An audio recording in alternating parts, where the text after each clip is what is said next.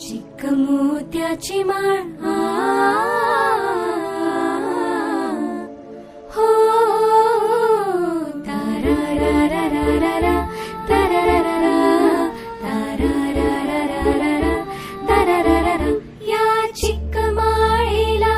रेशमी मौशार दोराग या चिक्क माळेला रेशमी मौशार दोराग रेशमाच्या दोऱ्यात नवरंगी माळ ओविली ग रेशमाच्या दोऱ्यात नवरंगी माळ ओविली ग अशी चिक्क मोत्याची माळ होती ग 30 तोळ्याची ग